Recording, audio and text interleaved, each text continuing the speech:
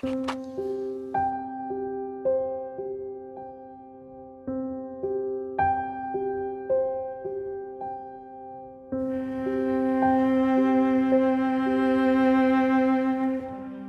guards came around with guns, you know, and rifles, and we were supposed to stay within a certain area. They used to say that I know you're a Jew because you have a long nose.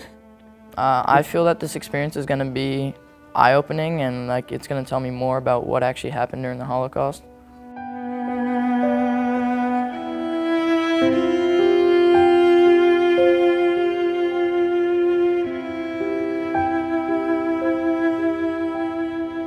From one ghetto to another, they took away my father, and I never saw him.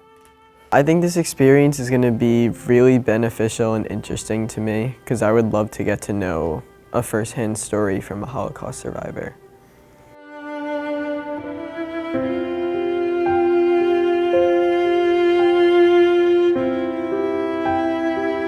I think it's going to be very interesting to hear her story and what she went through.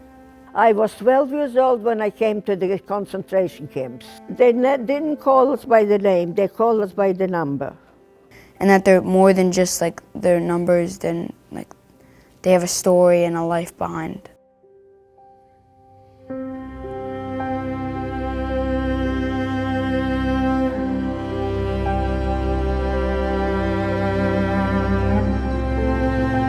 Thank you all and welcome. It's great to see students from all over kind of the area. And so I really appreciate you taking the time. I know it's not easy to come out, but I really am so happy that you could be here, and I promise you that this is going to be an experience you won't forget. A lot of you said that you were here because you want to learn more about the Holocaust. You are definitely going to do that. Some of you said you want to meet Holocaust survivors, and you're going to do that as well. And I want to thank, first of all, the Suffolk YJCC for making this happen. So we have the CEO of the JCC, Rick Lewis, here. So he just wanted to say a few words and welcome you. But really the point is, what I found great is you're all from some of you, or most of you, from different places around Long Island. So hopefully not only will you get to experience and interview and learn a lot about the Holocaust, but you'll learn each other and get to know each other. And then take what you learned from here and take it back to the high school and talk more about it. Because the more that we talk about it and share the details and share the images, which is what you see around this room, the more you begin to educate other people. I think it's important for us to ask them their story, not just so we know it, but then we can share it. Because as some people know, we're kind of the last generation to be able to hear this story. In 1960, one of the most notorious Nazi war criminals, Adolf Eichmann, was captured by the State of Israel and brought to Jerusalem for his trial.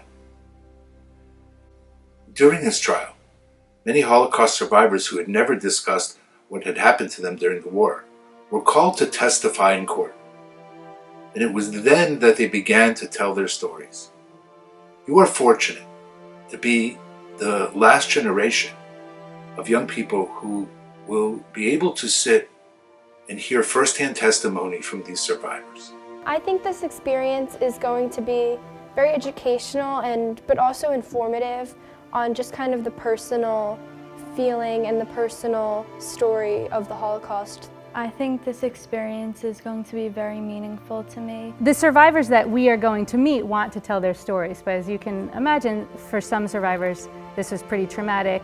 Even though it can be difficult to tell their stories, it's very important, that every story gets told and be around for your children and grandchildren one day. So thank you for being here. Thank you for being the inaugural class at the Suffolk YJCC. But there's a great opportunity to learn about journalism, filmmaking, public speaking. We are charged with creating a world that is peaceful, a world where we don't discriminate, a world that is full of love and care and concern for each other. And one of the ways that we can learn to do that is by learning from the mistakes of the Holocaust. I've met a Holocaust survivor very briefly though, and I've heard many speak, but I'm looking forward to really getting to have a conversation with one. This is my first time meeting a Holocaust survivor, and I think it's something that I'll, always remember in the future, and I'd like to share with others.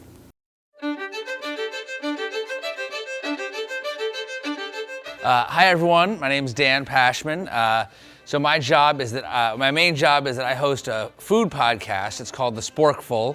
First, I just want to curious to get your take. Like, when you see someone get interviewed, like what are the signs of a good interview to you? What are the parts that jump out at you that make it good? Obviously, you got to ask good questions, but how do you do that? It's not as easy as you might think. The journalist talked about how to have a good interview and get good responses that are filled with a lot of information. Ask open questions, but also to ask about facts. When you go into an interview, you want to go in with a plan. It's not, and it's more than just a list of questions, it's also your research. It's knowing about the survivor, it's knowing about the history, and knowing, okay, what are the most important parts of the story that I want to make sure I ask about. You have to make sure you have eye contact with the survivor and nodding along with what they're saying, and really making sure that you're going in depth with the question and not just having them say a yes or no answer. You don't want to get so obsessed with your plan that you forget to just listen and react to what the person says. The journalist talked about like asking like more open-ended questions instead of yes or no, getting a fact and then like a feeling after. Take your time and don't jumble the questions together. So you don't want to say, what was your mom like? And where did you live? And what was your favorite subject in school? Because then, usually most people, you ask them a question like that, they're going to pick one of the three questions that you just asked and only answer that one. He told us like what sort of questions to ask. Things that if it was a yes or no question, you could make it more open-ended. So here we are, the motion picture cameras. This is what makes a movie and what we are going to be learning to use today. So what we're going to be talking about today is how we are going to be framing the shots. The filmmaker taught us the rule of thirds, where you keep the person's face on 1/3 of the screen. It's vitally important that we follow the rule of thirds. If you see here, I have a grid or hashtag on the screen here. Divides the screen into thirds. She's a little bit off to the side. We do not want our survivors to be dead center. That looks amateurish and it looks not very good. They are going to be off to the side, giving them plenty of lead room. I've never done something like that before, so it was a new experience. It was cool to use. The other important thing that we have to work on is focus. The lens here, I don't know if you can see, but there are two different rings on the end of here. The one that is the furthest out is our focus ring. It was cool to learn how to work the cameras and like maneuver them, I guess. Well, you can there's like different angles to make them look big or small, so taught me that. I have not used equipment like this before. I feel like the whole process is, if you mess up like one bit, because how precise it is, I feel like everything's gonna fall apart.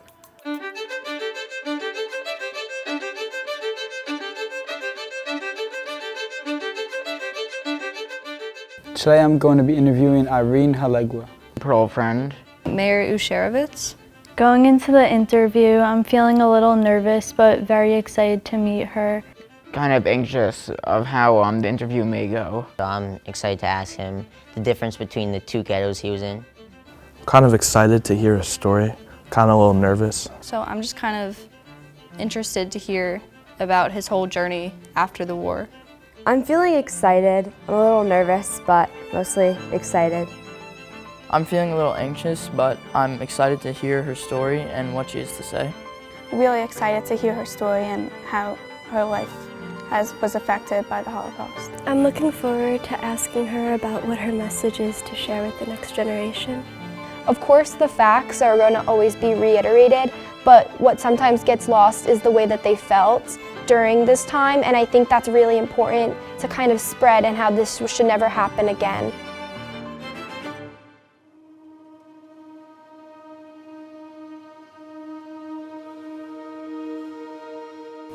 Hello, my name is Jacob. Thank you for coming to be interviewed for our Names Not Numbers project.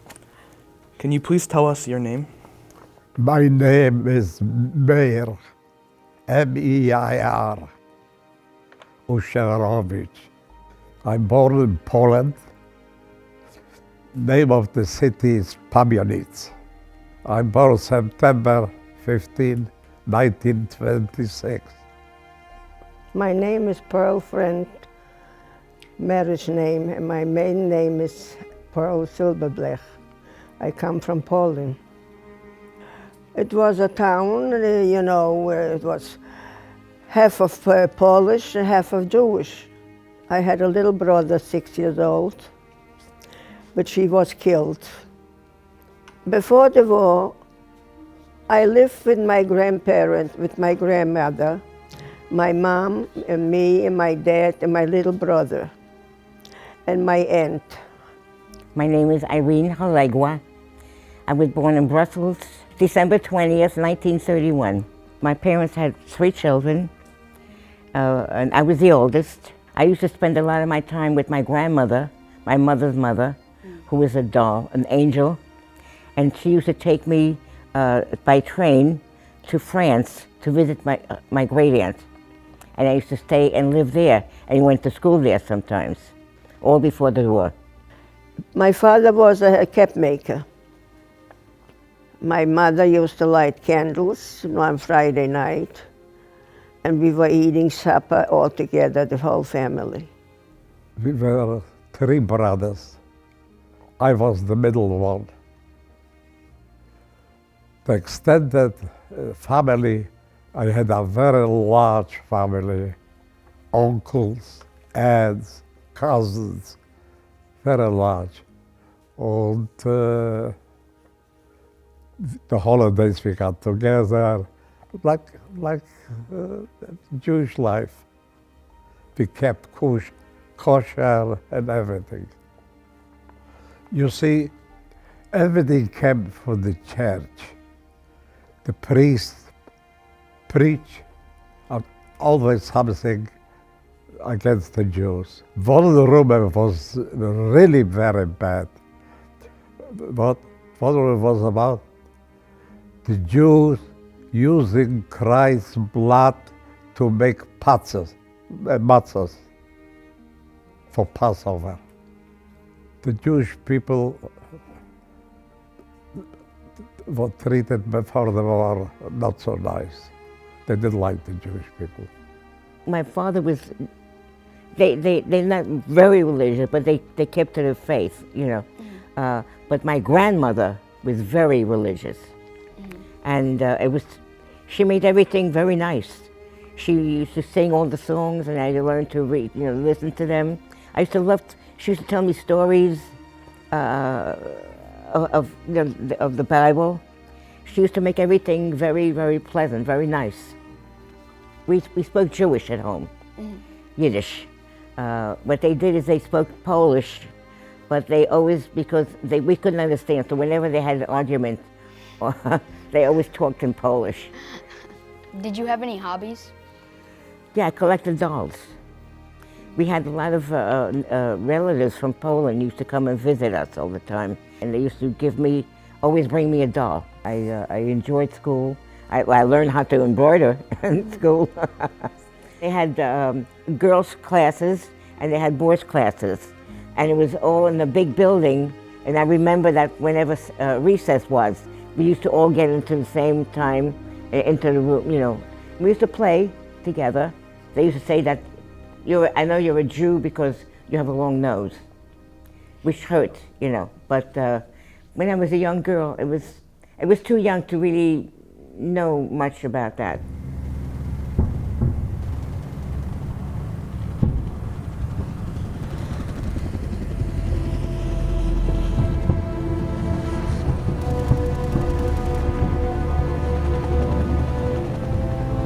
The German army arrived in September 1939. They came to the city. And this took a few days they went through. And when this calmed down, the SS showed up to make order in the city. They started right away from the beginning with the Jewish people. They took over the synagogues. They destroyed the synagogue. They closed the schools. You see, the same month, after the German arrived, I was supposed to have bar mitzvah. And this didn't happen. Bar mitzvah didn't happen. They want to make sure the Jews going to the ghetto, as we got to wear yellow stars in the front, in the back. People, they have valuable stuff, valuable like diamonds and gold, and they put in the clothes, in the lining, they hide it. They took all the coats, or right away they took it away, all the valuable stuff, because I was in two ghettos. From one ghetto to another, they took away my father. They took him away, and I never saw him. I was left to another ghetto with my younger brother and my mother. We didn't know what's going on here because everything was upside down. Time was bad. Did you get to bring anything with you to the ghetto? Nothing. Everything we left behind to the ghetto.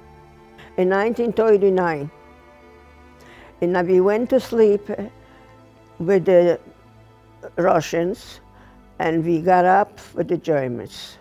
So they made a ghetto in the street where I used to live. And we lived there, but we didn't live in our apartments. Me and my mom and dad and my aunts, we were hiding in some, upstairs we had a hiding place in the house where we used to live. And they made the young men, they made them for like here police. And they were running around and tell, don't be afraid, come out, they're not gonna kill you. And we went out and they were counting us and they put us in the ghetto. And all of a sudden, they brought my brother out. And they asked him, do you have your mother here? You have your sister here? You have your aunt here? The kids stood with their heads down. And they took him out in the front of my mom. And they gave him a bullet in his head. And they took him away. I don't know if he was buried in the cemetery or wherever. Till this day, I don't know. We were supposed to leave. My father and my brother left and went to the United States in 1939, before the war. And he was going to send for my sister and my mother and me afterwards. He would have to work, earn enough money to support us, We were supposed to leave. My mother had told me that we were supposed to leave to go to Antwerp, that's where the ship would be, with papers for us to leave on May 10th, I think it was 1940. And what happened was that year, that day, the Nazis walked into Brussels. Also, when the sirens used to run, because the planes used to come over, and bomb, we used to live on the third floor, and there was a big, what do you call it, railing all the way around, the floors, and we used to, it was open. So what we used to do is, when the sirens used to ring, we used to throw our blankets and our pillows all the way through, so that when we got down there, we could carry them to the basement. My mother had to go to the U.S. ambassador, and they told her that if we were able to go to Marseille, which is the south of France, we might be able to get a ship there. So that's when my mother decided we better go to Paris. Did you want to go to America? Yes, I wanted to be with my father. The Lodge Ghetto, when we went to the Lodge Ghetto, as I didn't have my father no more, as I have only my mother, a younger brother, and me.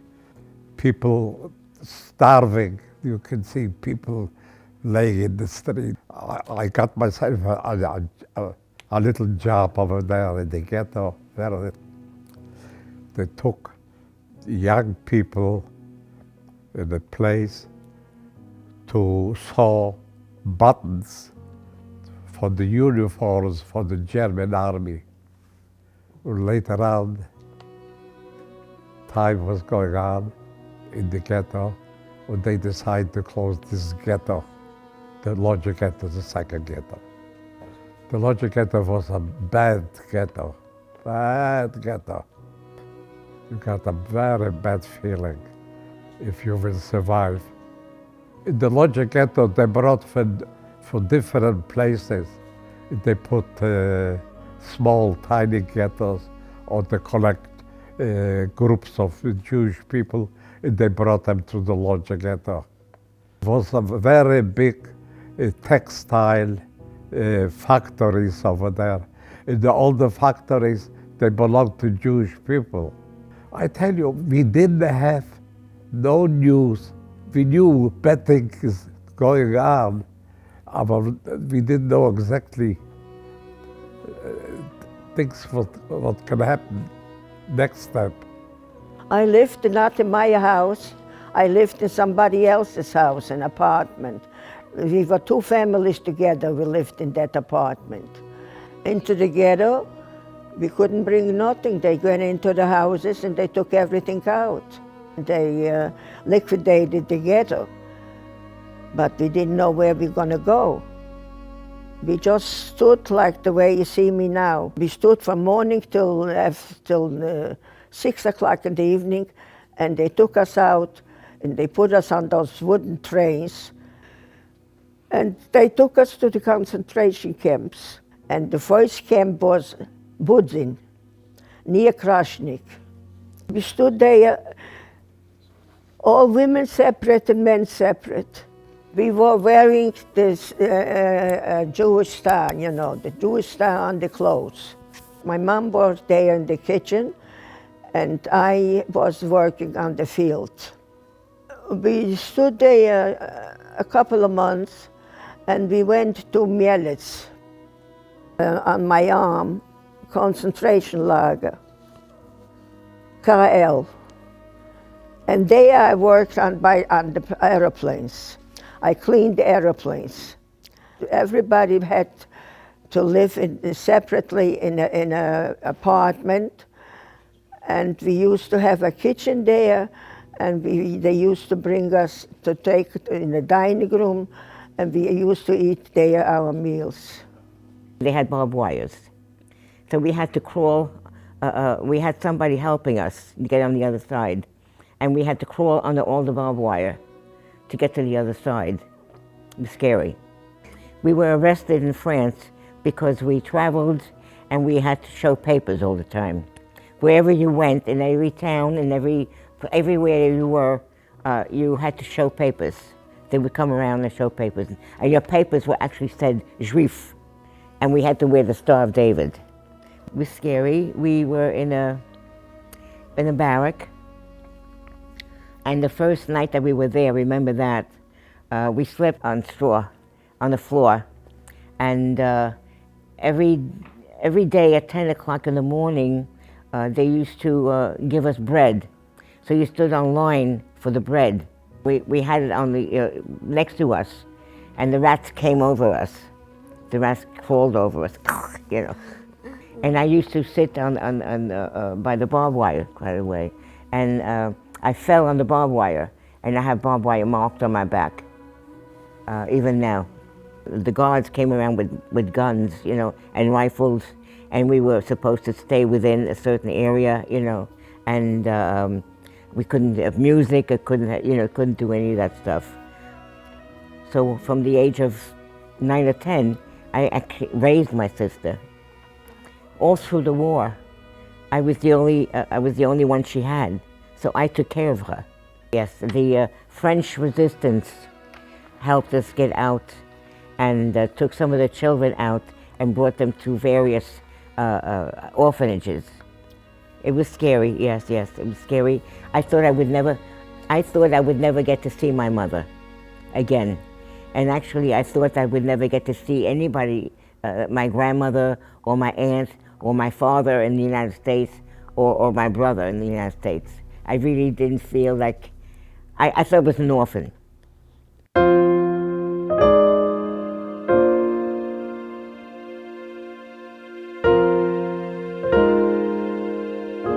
I was in 7 camps.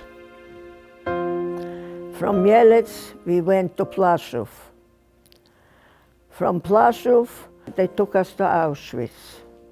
And after Auschwitz, I went with my aunt and my mom. My mom, after she gave birth to my brother, she had a little stomach. He said to her, "You have a baby there, you're pregnant," in German. So my mother thought to herself, she says, anyway, he's gonna kill me. Let me talk to him the way I feel like to talk to him. He said, how can I be pregnant when I'm 5 years away from my husband and I don't know where he is? He gave her a smack in her face and she started bleeding from the nose, from the mouth. And all of a sudden came a transport, 59 women. And he liked to count, that crazy idiot. He counted, and he went away. He forgot all about it, that he took my mother aside on the left side to go to the crematorium. And I stood by myself in the line, and I said to myself, people in the back of me said, "Oh, this woman is going crazy. She doesn't talk normal." I talked to myself, how can I decide to let my mom go to the crematorium and I should be here?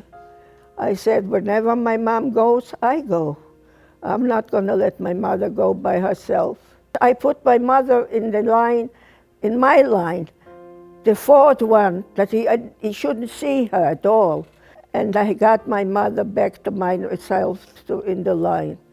He came out and he said, now you have to go inside because we have to give you the numbers. This is my number, Auschwitz, 21448. They didn't call us by the name, they called us by the number. They empty out the Lodz ghetto. They brought us to the train station. They load us up in cattle train. 150, 170 people in one box. You got to stand. They load up the whole train. And they close the train. And the train starts to move. We didn't know where we were going. But we arrived in Auschwitz. We arrived midnight. And they opened the boxes. Out, everybody out the street. And they put a spotlight on us. We stay in line like they want us to do.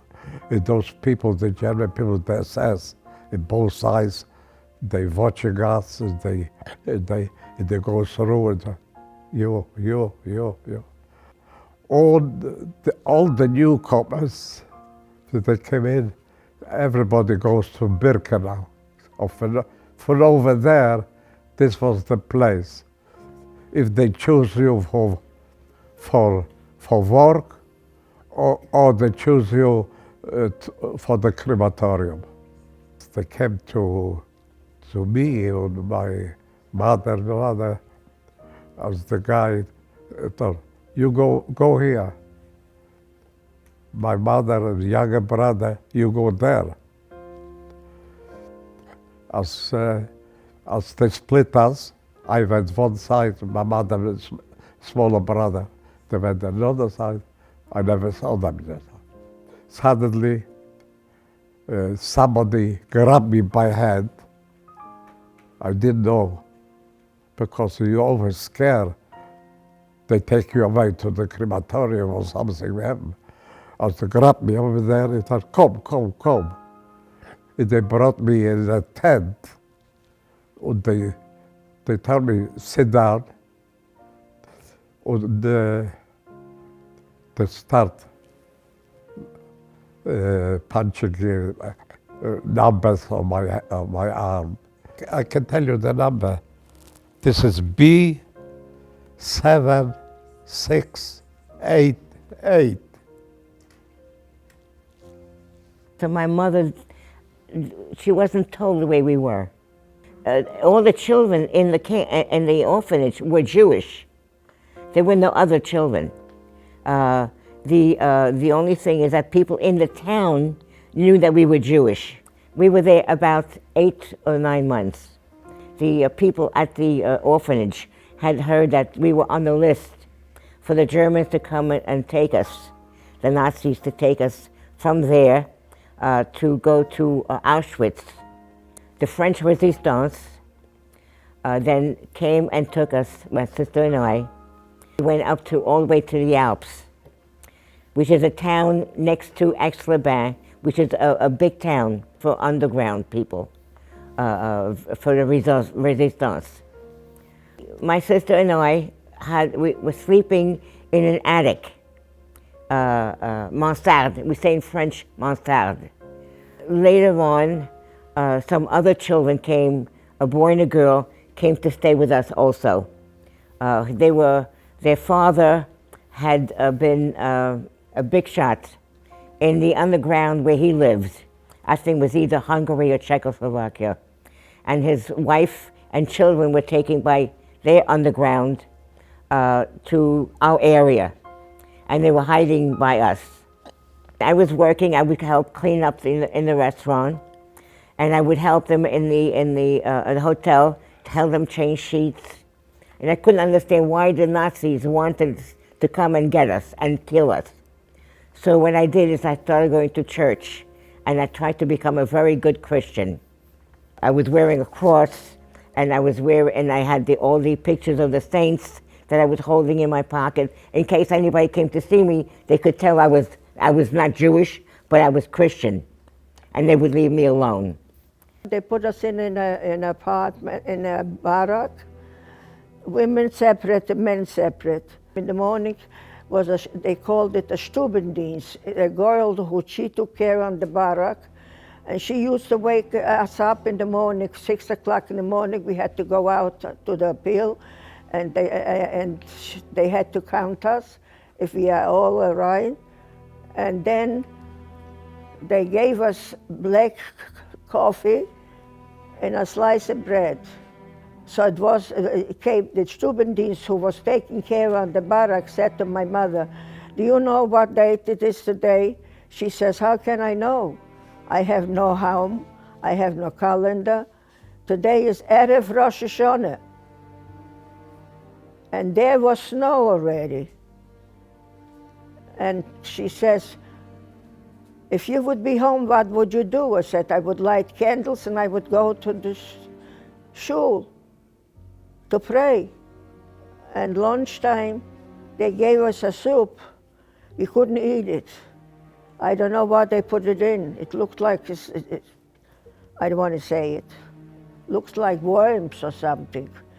From Auschwitz, we were sent to Willigstadt. My aunt was sent to a death camp. This was a camp, all SS women, no men, all SS. And we went to sleep at night. They put us to sleep.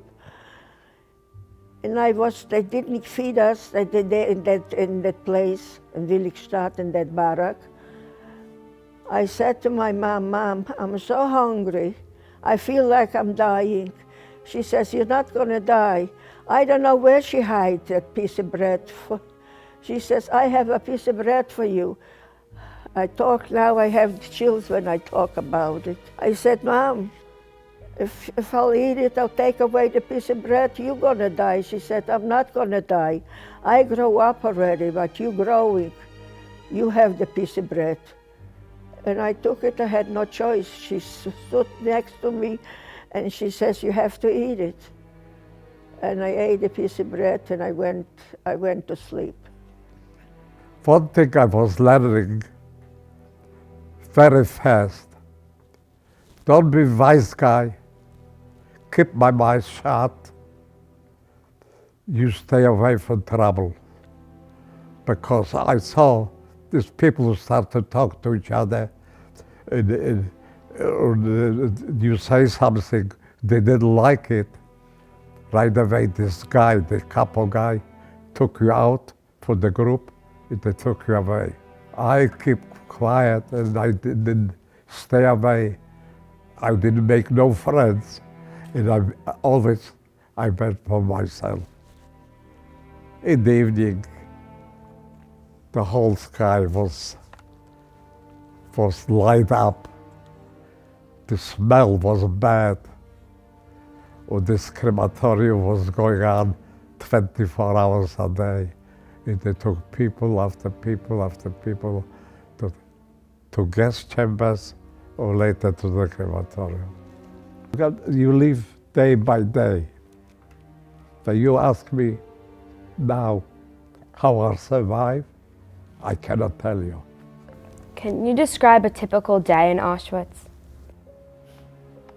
In the morning, you get ready to work, wake up, they give you this piece of bread or this black drink, and you get together with the group, you walk out the gate and you go to work. You work the whole day, in the evening you come back. This was Auschwitz. The Russian army started to close in to Auschwitz. As the German, they decide to empty out Auschwitz and they line us up outside. As we start walking, people, they couldn't walk, or they tried to sit down. They saw somebody sit down, or somebody is limping, or this. Right away, they shoot them on the spot. Till we arrive to another train station. You see, this part of walking to the train, this they call the death march, because they were killing a lot of people there. The train, one day the train started to move. We arrived to Mauthausen. This is the second camp. Because Mauthausen was on a hill up, was a lot of stairs to go down, to go up. What they did over there to load up with heavy stuff to people, they make them walking those stairs until they collapse.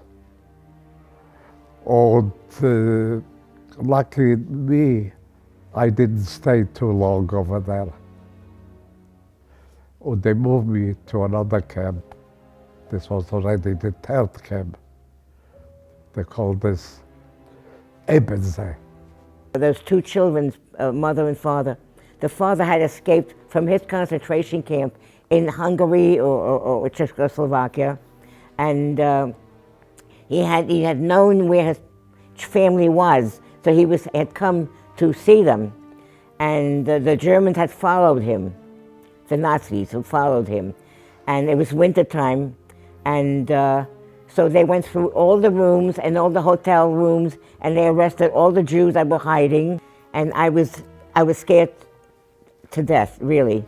And I was holding my sister, I remember that much. I was holding my sister like this. They came, and we could hear them with the butts trying to get with the butts of the rifles, trying to get in the rooms. And they finally came, because we were the last door. We were up in the mansard, the attic. They kept screaming, "Who's in there? Who's in there? Who's in there?" And they kept, with the bus, they kept trying to break down the door.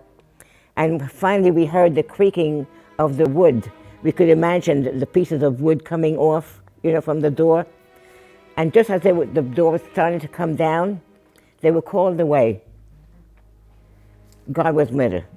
Think about it, God had to be with us. And what happened was, they had found shoe marks in the snow where the husband had gone, and they were trying to run away to someplace else. The Nazis were taken away and saved us.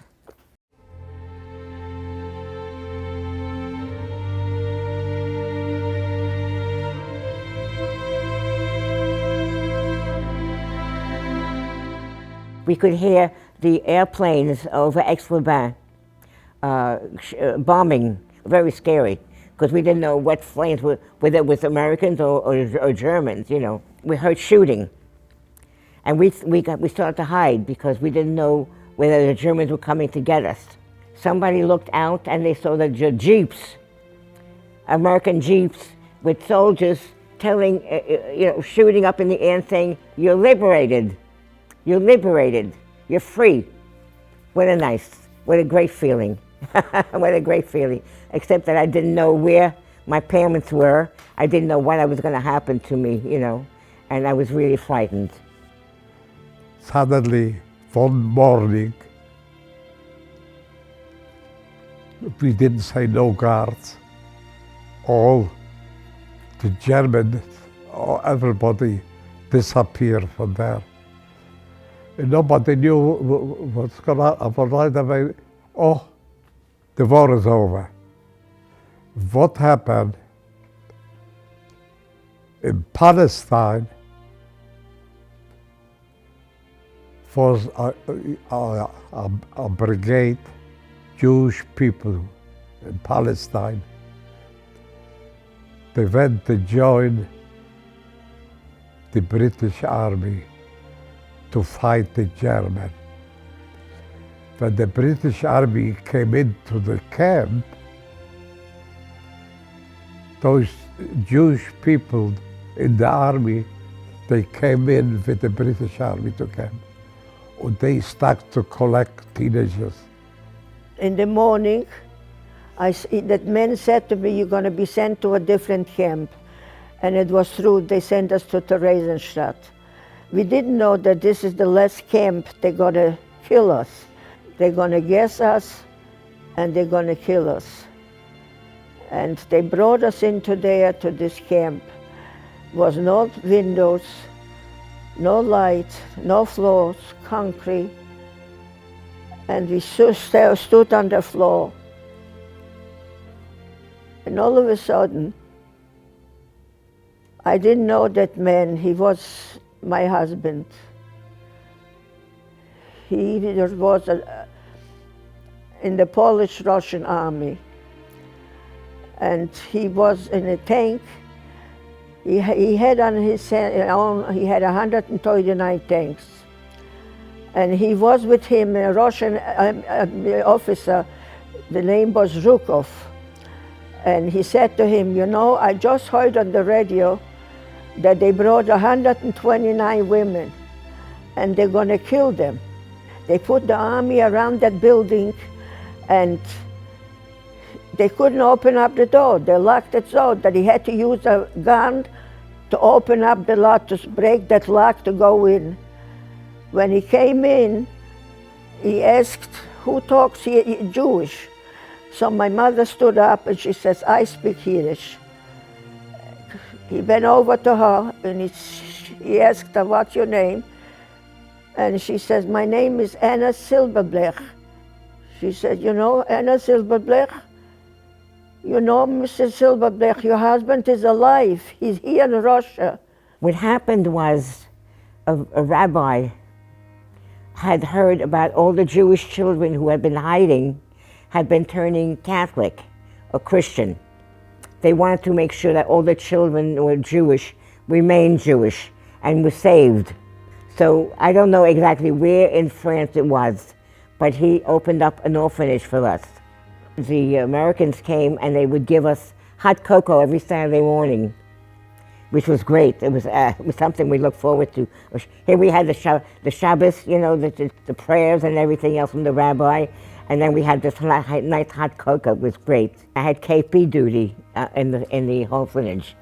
I was still new, and the boys, there was one who was a real bully. And I was carrying dishes from the plates, from the tables, to go back to the kitchen. and one boy stuck his foot out, and I fell really bad, and I ended up with a piece of crockery in my knee. This other girl and I, we wanted to know how to knit. So what we did is we went to the tree, took some thin branches, and cleaned off the bark, and we had cord because we had no yarn. We cord, and we showed each other how to knit, and that's how I learned how to knit. By the way, we did it ourselves, and I knit a lot, beautiful stuff for my grandchildren.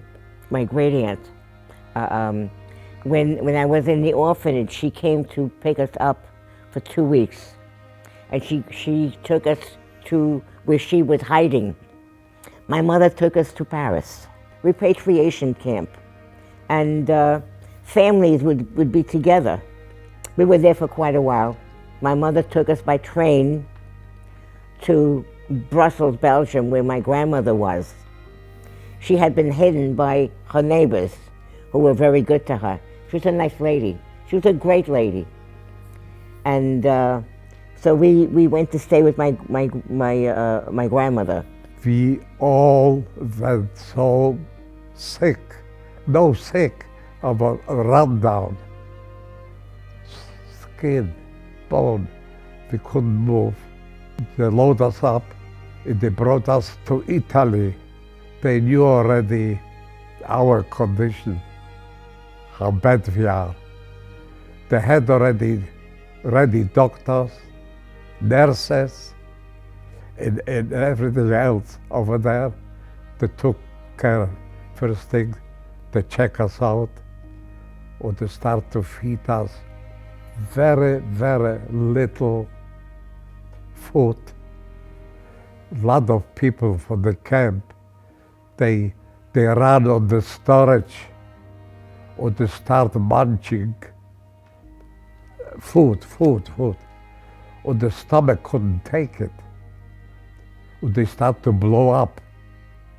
They were dying because the stomach couldn't take it. At the same time, they took care of us. They applied to the British government permission for us to go to Palestine. My father asked him, "Can you tell me where my family is?" He says, "Yes, near the shul. They live in a Polish building there, and the people took him in. They lived there."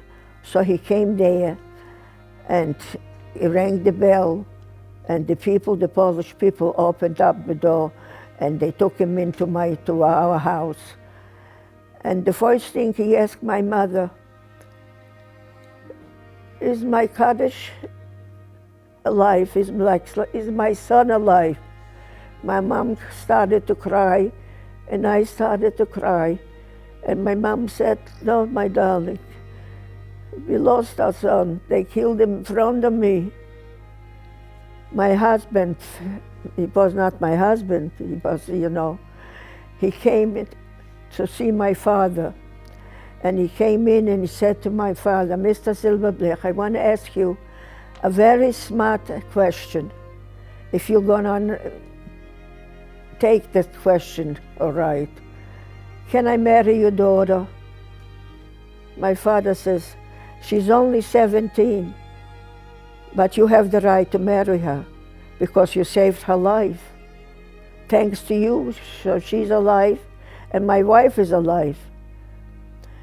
And my father was very happy. And in 1947, June, I got married. And a lot of people came to this wedding without an invitation. I must have there more than 200 people to the wedding. And everybody was very happy to see me being married to my husband. And I lived 72 years with my husband.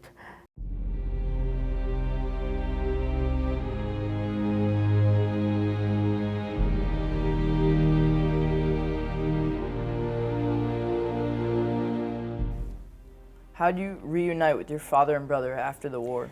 My father somehow through the Red Cross and the Jewish organizations, he found out where we were, and he made passports and visas for all of us to come. But my mother and father were divorced, so she didn't want to come. She stayed with her mother, and we had to go by train from Belgium, Brussels, all the way through Germany, Denmark, Holland, and all the way into Oslo. But we took a ship from there, and then we came home. We came over to New York. Belgium was very clean. It was very, very clean, at least where we lived, okay? And the King Leopold of Belgium lived not too far away, so everything was always so nice and neat, and so I saw the horrible place. It was so dirty and messy, New York. I don't know. And we lived in the Bronx. My father moved to the Bronx. My mother remarried, and she had 2 children, and we keep in touch. One of them lives in Paris, and one lives in the south of France, a girl. And they came to visit last year, and it was nice because it was the first time that we got to know each other. I make blankets, I make things for all my grandchildren, I knit, I embroider quilts for all of them. I used to paint, by the way. I used to paint. I used to go to a path in Jersey City from the World Trade Center and paint. They loaded us off on a ship, and they brought us to Haifa. When we arrived in Palestine, and I look around, I see I have no family. All by myself. I was depressed a little. I knew nobody survived. They put us to the kibbutz. Kibbutz is a collective farm in Israel. They call this kibbutz. What they did, we work in the kibbutz for 4 hours. In 4 hours they teach us Hebrew, they teach us math, they teach us history. In 1949, in August, we came to America. We came to America on a boat until the boat took us to Boston. In Boston, we went on the train, and we came to the main station to New York. And when we came out from the train, my grandfather was there, my uncle was there, and they greeted us to welcome us to America. In February, it's going to be 4 years that I lost my husband. I had good years with my husband. We moved to Whitestone. We lived in Whitestone 24 years. My husband said to my parents, you know, Mom, Dad, you lost a son. We want you should live with us together. And we did. My parents lived with us all their life.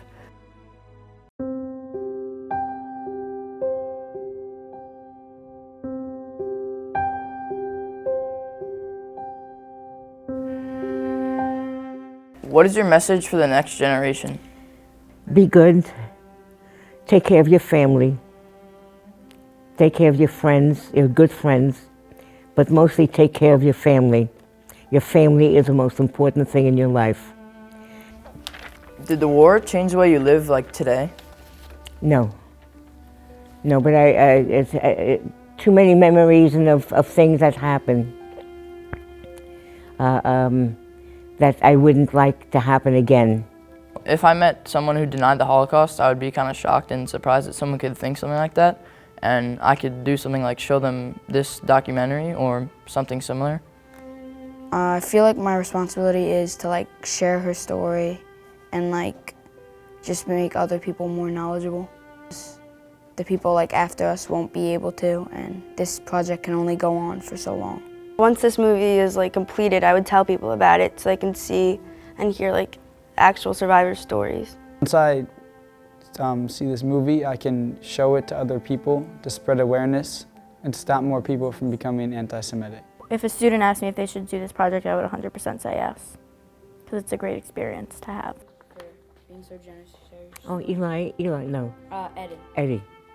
Oh, thank you, honey. My favorite color, blue. Should I open it up? Hey, I love that too. I love that too.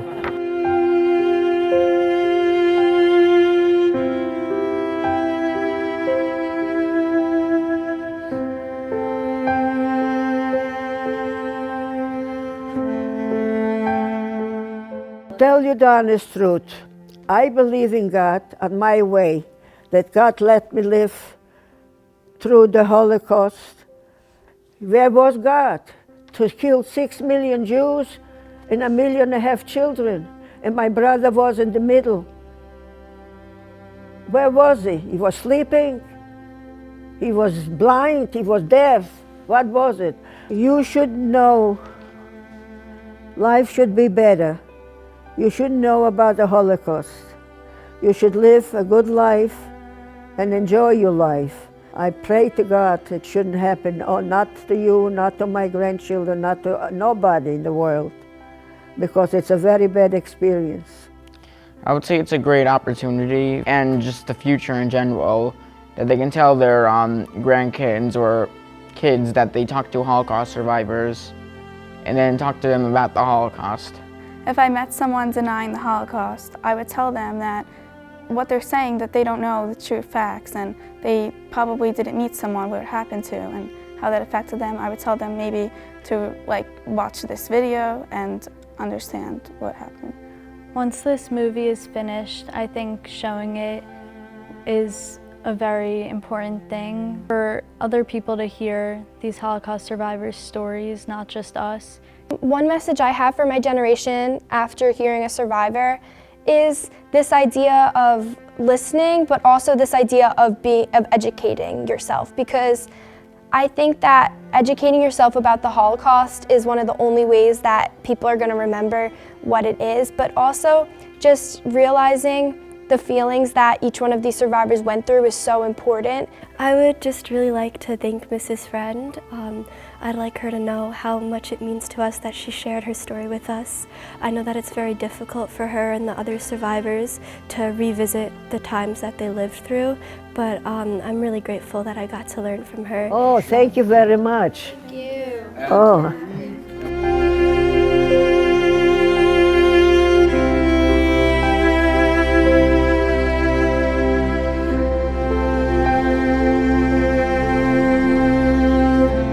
You see, I didn't have teenage years.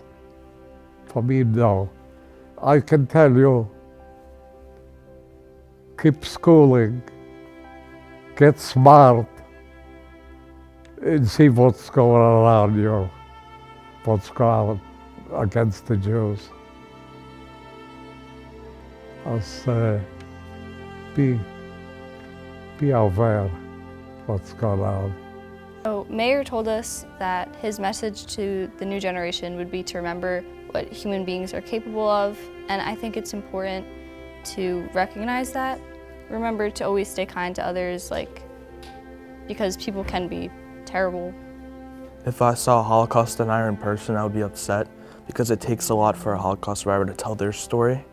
It's also important that the Holocaust deniers realize that it was real, so history doesn't repeat itself. I would tell the younger student to definitely sign up for this program, because it's a wonderful opportunity and it's really special. I would say thank you very much for sharing your stories, and they are also strong for surviving that horrific event. I would tell the survivors thank you for sharing your story, and I'll definitely remember it for a long time and try to share it with as many people as I can. Oh my God, thank you. Thank you, thank you.